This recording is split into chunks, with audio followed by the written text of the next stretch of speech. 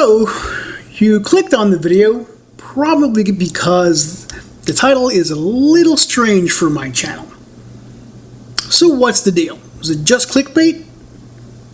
Well, yeah, kind of, but not just clickbait. It's something to get your attention because I want to tell you a little story. So here's the deal.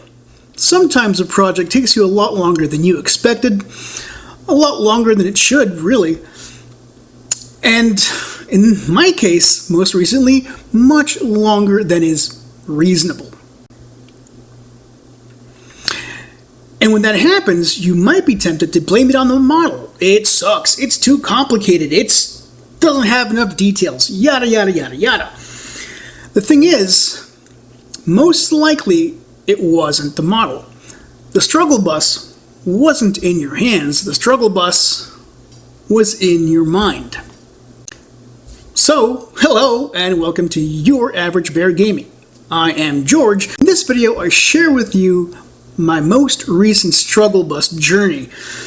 And I wish I could tell you that I'm about to reveal this huge secret about how to unlock your potential and push past your own struggle bus problems. That's not how the brain works, I'm sorry to say. Instead, what I will do is share with you my own most recent struggle bus journey, kind of tell you all the things that I went through and how I finally finished the darn thing. And I'll do it by featuring this, my most recent struggle bus project. Doesn't look so bad now, but man, it was rough.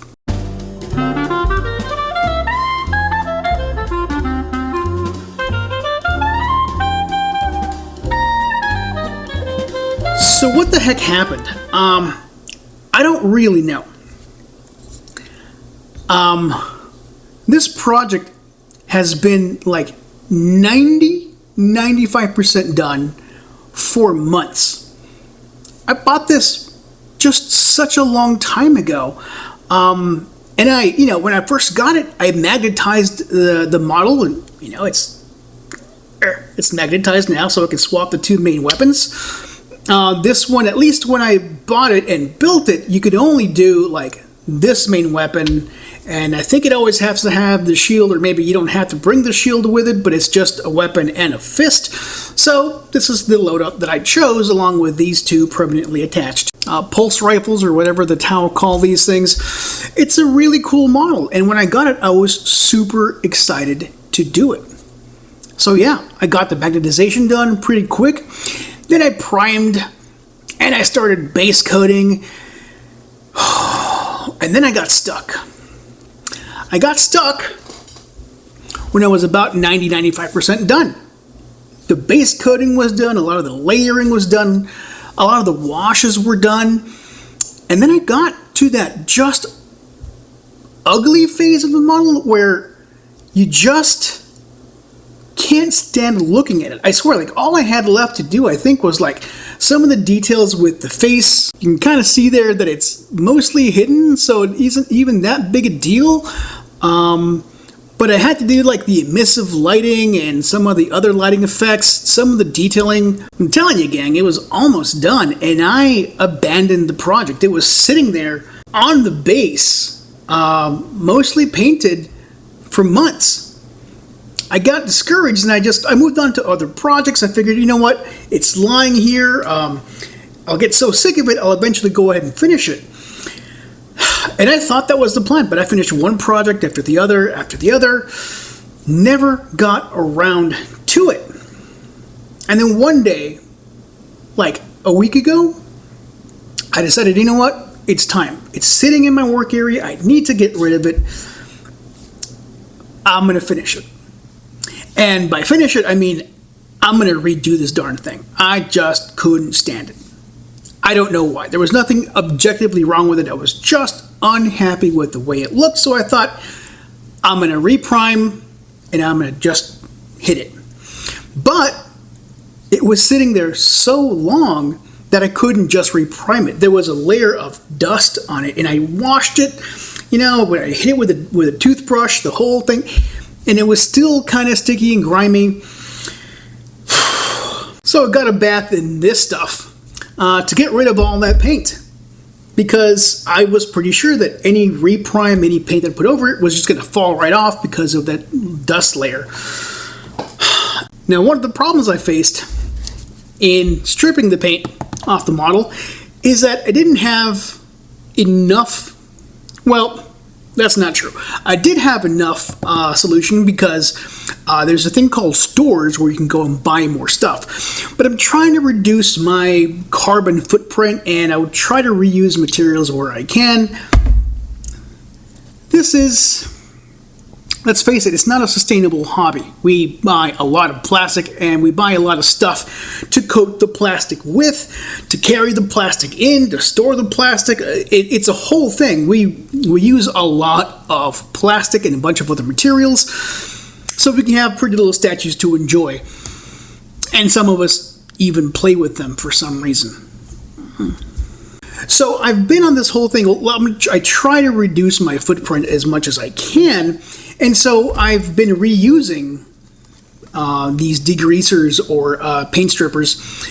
And so I have jars like this with a bunch of paint at the bottom and a bunch of used degreaser on top. This has been used a couple of times and it still works. So I think it's a good idea. I hate pouring this down the drain.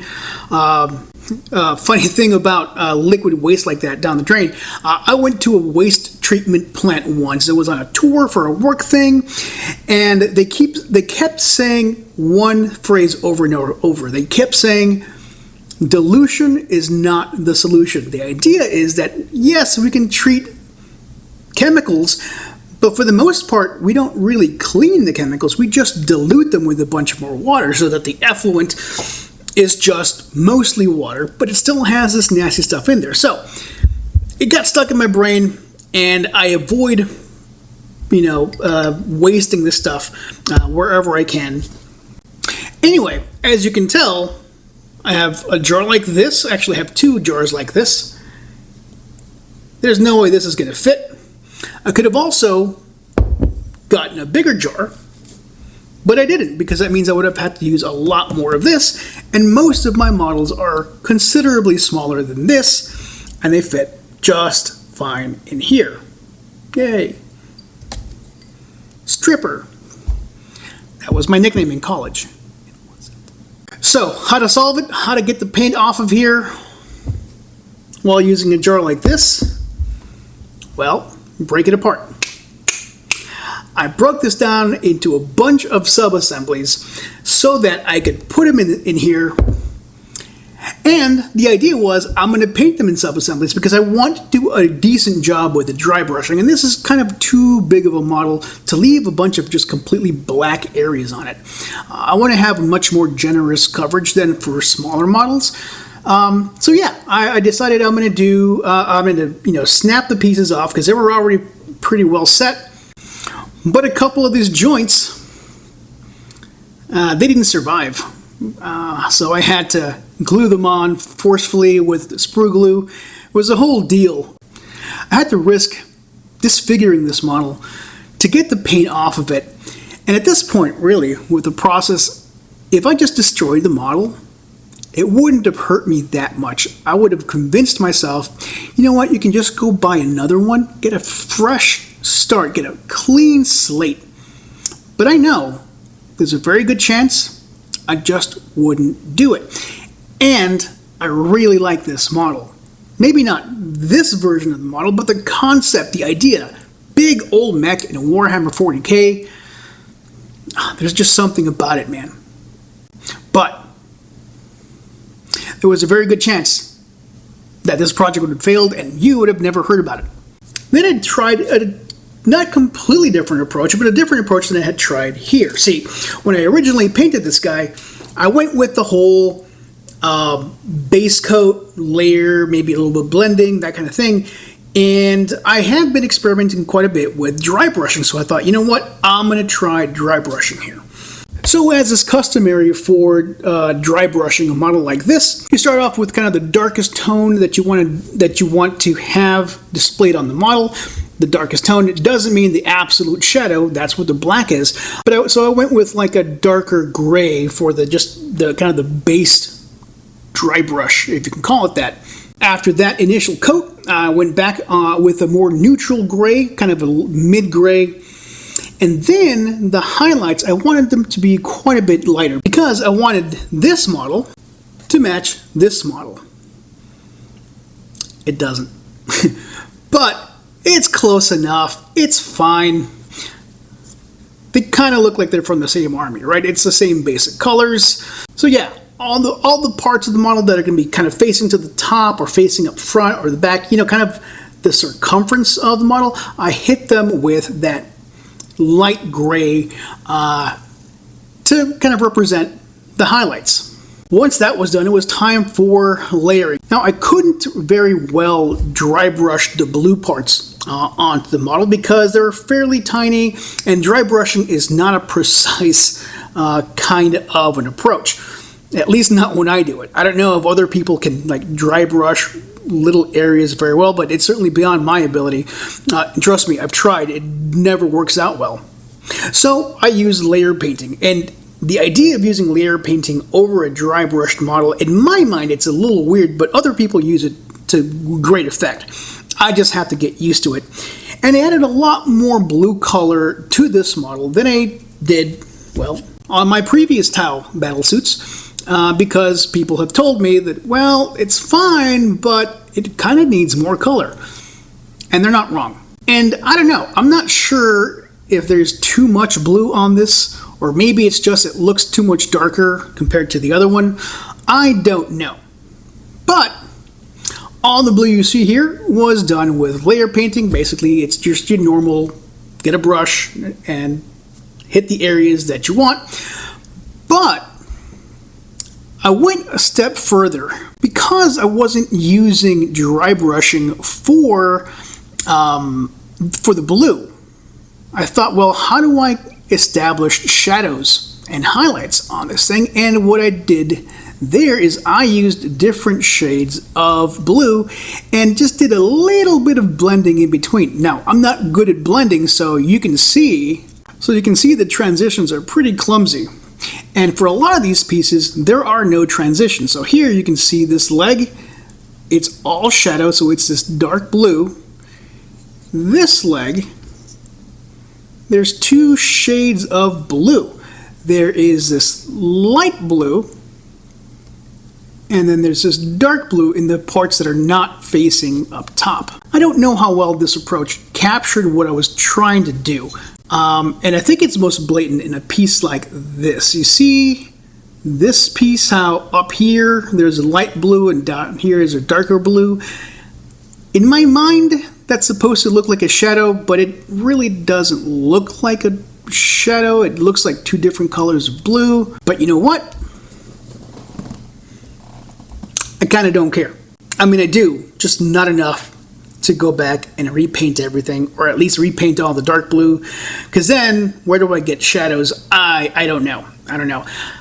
I think this works, but maybe you tell me. At that point, I got to the part of the model where I was before I restarted the project. All I had to do was a detailing, and this time I just powered through it. You see, at this point, I had spent so much time on this model that it was either finish it, get it off my hobby desk, or just put it in the trash. There was no two ways. And it still could have happened. I still might have had to chuck it because I was having some trouble getting the pieces back together with the sprue glue. This arm in particular, it just wouldn't set. Thankfully, it set pretty firmly. I just don't want to mess with it so much.